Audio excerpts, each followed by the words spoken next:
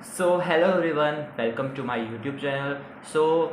Recently IIT JEM 2025 का result आया है और उसमें मेरा ऑल इंडिया रैंक 29 आया है इन केमिस्ट्री।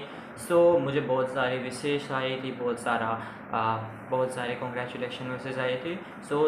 बहुत सारा thank you so much for my side. और मुझे बहुत सारे ऐसे मैसेजेस भी आ रहे हैं कि आपने प्रिपरेशन कैसे स्टार्ट की थी, प्रिपरेशन हम कैसे करें, कोई प्रिपरेशन स्ट्रेटेजी बताओ, या हम किस तरह से अपने 100% दे के एग्ज़ाम को क्लियर कर पाए, ये एग्ज़ाम क्या होती है। तो बहुत सारे क्वेश्चन है वो बहुत के दिमाग में, या आप नए हो, पहली बार एग्ज़ाम के बारे में सोच रहे हो, तो इस एग्ज़ाम के बारे में आपको बताता हूँ। जो IIT JEM एग्ज़ाम है वो डिफरेंट काइंड ऑफ सब्जेक्ट के लिए होती है, like chemistry, physics, maths, biotech, या डिफरेंट होती है, मुझे नहीं पता, मुझे सिर्फ ये 4-5 पता है। आप सर्च करके देख सकते हो।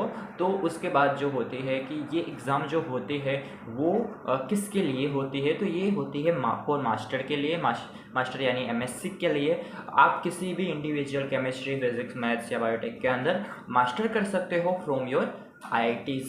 आप अच्छी IIT से अपना मास्टर कर सकते हो, और आपको इस एग्ज़ाम क्लियर करने के बाद आपको कोई अच्छी IITs या NITs मिल सकती है जहाँ से आप अपना मास्टर कर सकते हो।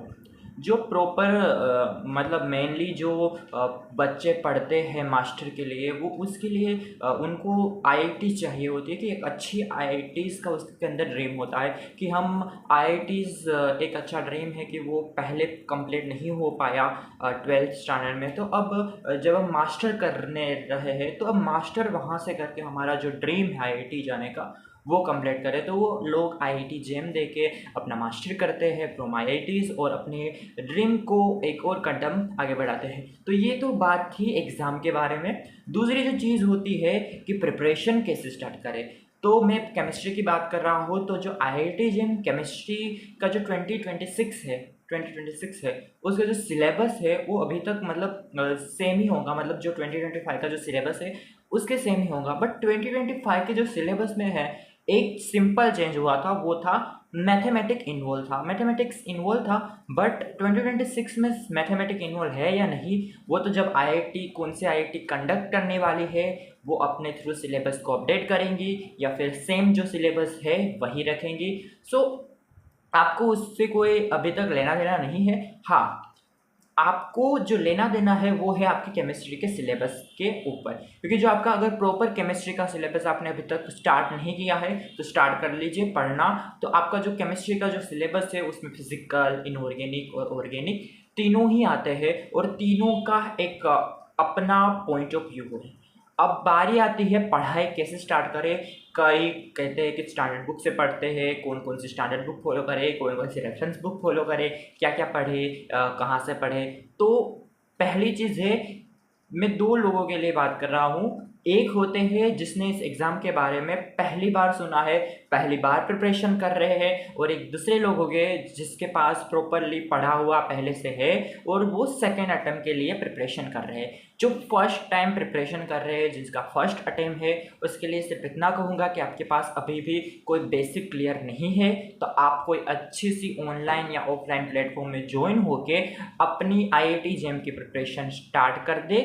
आप किसी भी बैच के थ्रू ज्वाइन होकर अपनी प्रिपरेशन स्टार्ट कर सकते हैं। जिसके पास पूरा सिलेबस रिवाइज हो चुका है, अभी सेकेंड अटेम्प्ट देने के प्रिपरेशन के लिए लग गए हैं, तो उसके पास अभी नोट्स होंगी, तो आप उस नोट्स को रिवाइज करें, उसका रिवीजन करके शॉर्ट नोट्स बना के आप अपनी प्रिपरेशन कर सकते हो।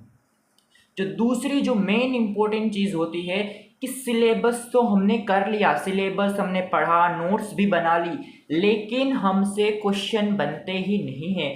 तो वो इसलिए नहीं बनते हैं क्योंकि आपने जो पढ़ा है, जैसे भी आपने पढ़ा है, वो प्रॉपरली 100%ली अच्छे तरह से, मतलब आपका कुछ कहीं पे कुछ छूट रहा है, मतलब बेसिक आपका कुछ कंसेप्ट है जो छूट रहा है, उससे आपका क्वेश्चन प्रैक्टिस नहीं हो रहे हैं। तो आपको अपना बेसिक से स्टार्ट करना होगा। तो बेसिक आपको क्लियर करने के लिए आपको बेस से ज्वाइन होकर पढ़ाई करनी होगी। जो क्वेश्चन, जब आप सिलेबस करते हो तो दूसरी चीज़ आती है क्वेश्चन प्रैक्टिस करने की। तो आपको क्वेश्चन प्रैक्टिस कहाँ से करने हैं, कि कैसे कैसे क्वेश्चन प्रैक्टिस करने हैं, तो आपको सब्जेक्ट के साथ, सिलेबस के साथ साथ क्वेश्चन प्रैक्टिस भी करने हैं। और क्वेश्चन प्रैक्टिस आप को पीवाईक्यूज करने हैं, जो आईआईटी जेम के पीवाईक्यूज है सारे के सारे वो करने हैं। सिर्फ आईआईटी जेम के नहीं, आपको गेट के और नेट के भी कुछ पीवाईक्यूज करने हैं, जो कि आपके जेम के पॉइंट व्यू से जो इंपॉर्टेंस पीवाईक्यूज है वो आपको करने हैं। जैसे जैसे एक एक टॉपिक क्लियर करते जाओ, वैसे वैसे ही क्वेश्चन प्रैक्टिस करो, पीवाईक्यूज करो, गेट के, नेट के और आईआईटी जेम के। तो ये आपका एक प्रॉपर शेड्यूल होना चाहिए कि जैसे जैसे कोई टॉपिक क्लियर किया तो उसके बाद क्वेश्चन प्रैक्टिस, पीवाईक्यूज लगाना। उसके बाद आती है सबसे मेन चीज़, वो होती है शॉर्ट नोट्स बनाने की। शॉर्ट नोट्स बनाना इंपॉर्टेंट क्यों है? क्योंकि जब आप एग्जाम देने वाले हो तो अब आपके पास, देखो मान लो कि आपके पास अब एग्जाम के लिए सिर्फ 1 मंथ है, तो क्या 1 मंथ के लिए आप पूरा का पूरा सिलेबस अपनी नोट से रिवाइज कर पाओगे? नहीं। आपको 1 मंथ के लिए आपके पास शॉर्ट में कुछ होना चाहिए, इसलिए आप जब भी चैप्टर कंप्लीट करो उसके साथ ही साथ शॉर्ट नोट्स भी बनाते जाओ। अगर शॉर्ट नोट्स साथ ही साथ बनाओगे तो आपकी जो प्रिपरेशन है वो बहुत ही ऊपर जाएंगी, बहुत अच्छी तरह से आप उस चैप्टर को पढ़ पाओगे, क्योंकि आप शॉर्ट में भी अच्छी तरह रिवाइज कर पाओगे। आप पूरी नोट्स को नहीं पढ़ के उस शॉर्ट नोट से रिवाइज करेंगे। शॉर्ट नोट्स में सिर्फ फॉर्मूलेज या फिर आईएमपी टॉपिक्स नहीं लिखना, थोड़ी बहुत थियरीज भी लिखनी होगी, जो आपको समझ में आए। जो आपको समझ नहीं आ रहा है, जो आपको लगे कि इंपॉर्टेंस है, जब आप बेंच में पढ़ रहे हो तो आपको टीचर्स ने या फैकल्टी ने कहा हो कि ये इंपॉर्टेंट है, तो आप उस शॉर्ट नोट्स में वो भी इन्वॉल्व कर दो। तो इस तरह से आप अपने शॉर्ट नोट्स बना सकते हो। शॉर्ट नोट्स बनने के बाद आप उसी चैप्टर की पार्ट टेस्ट दे सकते हो, जिससे आपका जो मोटिवेशन है बढ़ जाएगा उस चैप्टर के ऊपर कि हाँ, अब मेरा ये चैप्टर पूरी तरह से क्लियर हो गया। तो इसी तरह आपको हर चैप्टर को देना होगा। एग्जांपल मैं देता हूँ कि मान लो कि फिजिकल केमिस्ट्री का थर्मोडायनेमिक मेरा चल रहा है, तो मैंने थर्मोडायनेमिक पूरा बेस से पढ़ लिया। अब उसको मैंने पूरी तरह उसका नोट्स बना लिया। अब जब मैं नोट्स से पूरी तरह जब थर्मोडायनेमिक रिवाइज करूंगा तो सारे सारे नोट्स को रिवाइज करूंगा, सारे फॉर्मूलेस को रिवाइज करूंगा, सारी थियरीज को रिवाइज करूंगा, इंपॉर्टेंट पॉइंट्स को रिवाइज करूंगा। उसके बाद मैं डायरेक्ट करूंगा question practice, PYQs, different kind of question practice, IIT JAM के, सीएसआर नेट के, जो भी आईआईटीज में आईआईटी जेम के लेवल के हो वो, गेट्स के, सब आप क्वेश्चन प्रैक्टिस सोल्व करें। उसके बाद आपको करने हैं शॉर्ट नोट्स बनाने की, और शॉर्ट नोट्स बनाने के बाद आप उसी चैप्टर का टेस्ट दे दो, तो आपका चैप्टर पूरी तरह से क्लियर हो जाएगा। आपके पास टाइम है तो आप कर सकते हो। उसके बाद जो नेक्स्ट पॉइंट आता है कि सबको ऑर्गेनिक केमिस्ट्री में डिफिकल्ट होती है। तो लोग कहते हैं कि हम 3 है हमारे पास, फिजिकल है, इनऑर्गेनिक है और ऑर्गेनिक है, तो हम 2, मेरे फिजिकल और इनऑर्गेनिक सही है, बट मेरा ऑर्गेनिक इतना अच्छा नहीं है तो मैं उसको स्किप कर देता हूँ, मैं सिर्फ फिजिकल और इनऑर्गेनिक पढ़ता हूँ। तो नहीं, आपको किसी भी इंडिविजुअल टॉपिक या सब्जेक्ट को स्किप नहीं करना है, ना कि आपको इनऑर्गेनिक को, ना ही फिजिकल को, ना ही ऑर्गेनिक, तीनों में से किसी को भी स्किप नहीं करना। तीनों को प्रॉपर 100% लेके पढ़ना है। जितना कुछ आपके सिलेबस में इन्वॉल्व है उतना तो आपको करना ही है। तो मान लो ऑर्गेनिक अच्छा नहीं है तो उसको प्रॉपर करने के लिए आपको बेसिक से स्टार्ट करना होगा। जो बेसिक है आपका ऑर्गेनिक का वो है जनरल ऑर्गेनिक केमिस्ट्री, जिसमें आपको जीओसी, इंडक्टिव इफेक्ट, रेजोनेंस, बाकी सारी जो चीजें पढ़ाते हैं, hyper conjugation, stability of intermediate. उसके बाद आता है स्टीरियो केमिस्ट्री। स्टीरियो केमिस्ट्री का इन्वॉल्व इतना ज्यादा है क्योंकि स्टीरियो केमिस्ट्री एक ऐसा पार्ट है जो हर एक चैप्टर में इंडिविजुअल यूटिलाइज होता है। हर एक चैप्टर के क्वेश्चन के अंदर वो आता ही आता है। मान लो आपको रिएक्शन मैकेनिज्म कर रहे हो, या रिएजेंट बढ़ रहे हो, या ही आप कोई नेम रिएक्शन कर रहे हो, या पेरीसाइक्लिक, हेटेरोसाइक्लिक कर रहे हो, आपको कहीं पे भी स्टीरियो केमिस्ट्री का इन्वॉल्व देखने को मिलेगा ही मिलेगा। सो स्टीरियो पढ़ना, जीओसी पढ़ना, वो प्रॉपर बेसिक है जनरल ऑर्गेनिक केमिस्ट्री का। अगर आपका जो बेसिक है वो क्लियर नहीं होगा तो आप आगे जाके जो एडवांस टॉपिक आने वाले हैं उसको आप 100% नहीं दे पाओगे। इसलिए आपका बेसिक है अभी, तो ऑर्गेनिक को अच्छी तरह से क्लियर करो। जो बेस पे पढ़ाते हैं उसको 2, 3, 4 बार रिवाइज कर लो। उसके बाद जो आपके टॉपिक आते हैं ऑर्गेनिक केमिस्ट्री में, वो आता है इंटरमीडिएट करना। तो इंटरमीडिएट भी बहुत इंपॉर्टेंट है। अगर आप इंटरमीडिएट किए बिना ही आगे बढ़ जाओगे, उसकी स्टेबिलिटी को आपको पता नहीं होगा, तो जब आप रिएक्शन करेंगे तो आपको प्रॉपरली उसके मैकेनिज्म नहीं आएंगे। तो आपको प्रॉपरली इन सबको फॉलो करके जियोसिस से लेके इंटरमीडिएट तक जो आपका बेसिक है आपका ऑर्गेनिक केमिस्ट्री का, उसको करना है। उसी के बाद आप एडवांस टॉपिक पे पढ़ो। अब कई लोगों की बात होती है कि स्टैंडर्ड बुक कौन सी पढ़े, क्या करे, ये करे वो करे। तो अगर आप अपनी बेसिस पे पूरा 100% फोकस कर रहे हो तो आपको किसी भी स्टैंडर्ड बुक की ज़रूरत नहीं है, क्योंकि मैंने भी कोई स्टैंडर्ड बुक फॉलो नहीं की थी। इंडिविजुअल मैंने ऑर्गेनिक केमिस्ट्री में सिर्फ क्लेडन पढ़ी थी। मेरे पास इनऑर्गेनिक के लिए भी स्टैंडर्ड बुक थी, लेकिन मैंने पूरी नहीं पढ़ी थी। मेरे पास फिजिकल के लिए भी बुक है, बट मैंने पूरी नहीं पढ़ी। मैंने सिर्फ जो मेरे बेसिस में मुझे जो पढ़ाते थे वो, और मैंने क्वेश्चन प्रैक्टिस पे ही फोकस किया है। सो आपको कोई different kind of standard book पढ़ने की नीड नहीं है अगर आप बेसिस पे 100% फॉलो कर रहे हो तो। बट अगर आप स्टैंडर्ड बुक को फॉलो करना चाहते हो तो ऑर्गेनिक के अंदर क्लेडन करना चाहिए, क्योंकि क्लेडन एक ऐसी बुक है उसके अंदर आप पूरा बेसिक आप पढ़ सकते हो। पूरा का पूरा जो क्लेडन है वो एकदम बढ़िया बुक है। मैंने उसी से पढ़ा था और मेरा ऑर्गेनिक थोड़ा, मतलब थोड़ा नहीं, बहुत ही ज़्यादा स्ट्रांग हुआ था। मैं तो ऐसा नहीं कह सकता, क्योंकि ऑर्गेनिक केमिस्ट्री जैसे जैसे आप थोड़ा थोड़ा पढ़ोगे ना जेम का लेवल का, वो ठीक है, बट जब नेट में या गेट पे आप आगे बढ़ोगे तो ऑर्गेनिक थोड़ा और ट्रिकी होगा। तो तब क्लेडन से ज़्यादा आपको दूसरी बुक्स की या स्टैंडर्ड बुक की नीड हो सकती है। लेकिन अभी जेम के लिए आपको सिर्फ क्लेडन है वो ही इनफ है, और कुछ बुक पढ़ने की नेसेसरी नीड नहीं है। सो ये बात रही ऑर्गेनिक केमिस्ट्री की। तो ऑर्गेनिक केमिस्ट्री के आपको समझ में आ गया होगा। सो हाँ, ऑर्गेनिक केमिस्ट्री की जब शॉर्ट नोट्स बनाते हो ना, तब उसको भी प्रॉपरली अच्छी तरह से बनाओ। जब जैसे जैसे आपको बेसिस में जैसा पढ़ाया है उन सबको अच्छी तरह से यूटिलाइज करके शॉर्ट नोट्स बनाओ, जो इंपॉर्टेंस लगे उसको लिख लो। बहुत सारे क्वेश्चन करने चाहिए आपको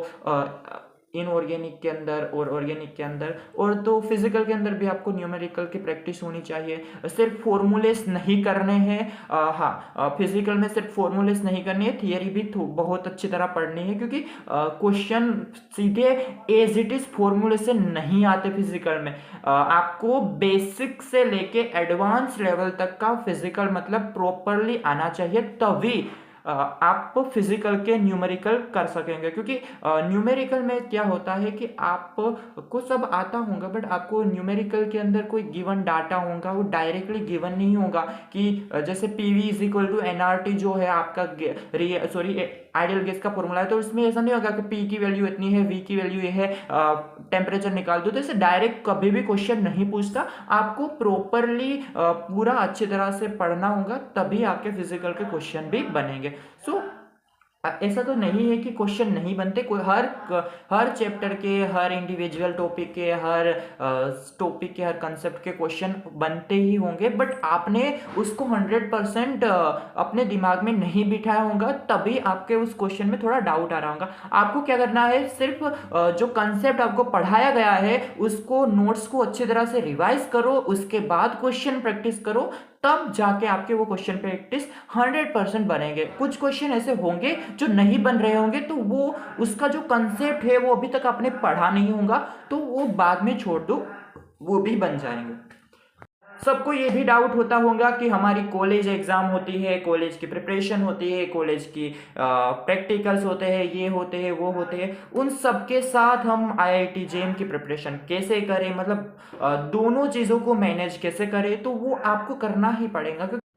और एक चीज आती है मॉक टेस्ट की। तो मॉक टेस्ट देना बहुत इंपॉर्टेंट है, लेकिन अभी आपको मॉक टेस्ट देने की कोई नीड नहीं है। मतलब जो फुल मॉक टेस्ट आती है 100 क्वेश्चन की, जो कि आपकी एग्जाम के पैटर्न के थ्रू सारा का सारा पूरे रिवाइज, पूरी सिलेबस का जो मॉक टेस्ट होती है, उसको अभी अटेम्प्ट करने की कोई नीड नहीं, क्योंकि आपके पास सिलेबस कंप्लीट नहीं हुआ। अभी आप पार्ट टेस्ट दो, चैप्टर वाइज जो टॉपिक होते हैं उसकी टेस्ट दे सकते हो, जैसे जैसे क्लियर हो वैसे वैसे। आपकी मॉक टेस्ट देने का एक प्रॉपर टाइम होता है, वो होता है आपका सिलेबस कंप्लीट होने के बाद। तो आपका पूरा का पूरा जो सिलेबस है वो दिवाली तक या नवंबर तक पूरा का पूरा सिलेबस आपको IIT JEM 2026 का क्लियर करना ही होगा। और नवंबर के जब दिवाली के बाद जब आप करो तो तब आपका फर्स्ट रिवीजन होगा, और फर्स्ट रिवीजन के बाद आपको मॉक टेस्ट देना स्टार्ट करनी होगी। मॉक टेस्ट में भी अभी उसके फिलहाल उसके लिए आपको लोड लेने की बिल्कुल नीड नहीं है। अभी आप सिलेबस पे फोकस करो, वही ठीक है। और क्वेश्चन प्रैक्टिस दो, हाँ, और शॉर्ट नोट्स लिखो बस, और क्या मैं कहूँ, आई डोंट नो, कट। और एक चीज आती है मॉक टेस्ट की, तो मॉक टेस्ट देना बहुत इंपॉर्टेंट है, लेकिन अभी आपको मॉक टेस्ट देने की कोई नीड नहीं है। मतलब जो फुल मॉक टेस्ट आती है 100 क्वेश्चन की, जो कि आपकी एग्जाम के पैटर्न के थ्रू सारा का सारा पूरे रिवाइज पूरा क्वेश्चन सॉरी पूरी सिलेबस का जो मॉक टेस्ट होती है उसको अभी अटेम्प्ट करने की कोई नीड नहीं, क्योंकि आपके पास सिलेबस कंप्लीट नहीं हुआ। अभी आप पार्ट टेस्ट दो, चैप्टर वाइज जो टॉपिक होते हैं उसकी टेस्ट दे सकते हो, जैसे जैसे क्लियर हो वैसे वैसे। आपकी मॉक टेस्ट देने का एक प्रॉपर टाइम होता है, वो होता है आपका सिलेबस कंप्लीट होने के बाद। तो आपका पूरा का पूरा जो सिलेबस है वो दिवाली तक या नवंबर तक पूरा का पूरा सिलेबस आपको आईआईटी जेईई 2026 का क्लियर करना ही होगा। और नवंबर के जब दिवाली के बाद जब आप करो तो तब आपका फर्स्ट रिवीजन होगा, और फर्स्ट रिवीजन के बाद आपको मॉक टेस्ट देना स्टार्ट करनी होगी। मॉक टेस्ट में भी अभी उसके फिलहाल उसके लिए आपको लोड लेने की बिल्कुल नीड नहीं है। अभी आप सिलेबस पे फोकस करो, वही ठीक है। और क्वेश्चन प्रैक्टिस दो, हाँ, और शॉर्ट नोट्स लिखो बस, और क्या मैं कहूँ। So best of luck for your preparation. अपनी प्रिपरेशन को इस तरह से बढ़ाते जाओ, थोड़ा थोड़ा पढ़ पढ़ के आप रोज़ ही थोड़ा बहुत पढ़ो, थोड़ा थोड़ा नहीं, बहुत ज़्यादा ज़्यादा पढ़ो। मतलब 4-5 घंटे पढ़ो, 6-7 घंटे पढ़ो, पढ़ते रहो, क्वेश्चन प्रैक्टिस करो, बस इसी में पूरा दिन लगाओ, तो आपको भी अपनी जो ड्रीम आईआईटी है बिल्कुल मिलेंगी, बिल्कुल मिलेंगी। इतनी मेहनत करने के बाद मिलता ही है। So thank you so much for watching. और आप मुझे कमेंट में बता सकते हो कि आपको किसके रिलेटेड और वीडियोस चाहिए, लाइक प्रिपरेशन स्ट्रेटेजी के लिए, या फिर कोई और भी डाउट्स हो आईआईटी जेईई के रिलेटेड, या फिर कोई केमिस्ट्री के रिलेटेड कोई क्वेश्चन हो, या फिर किसी सब्जेक्ट वाइज आप किसी टॉपिक के रिलेटेड कोई क्वेश्चन हो या क्वेरी हो, तो आप मुझे पूछ सकते हो। Thank you so much for watching, best of luck, bye bye guys, see you in another lectures.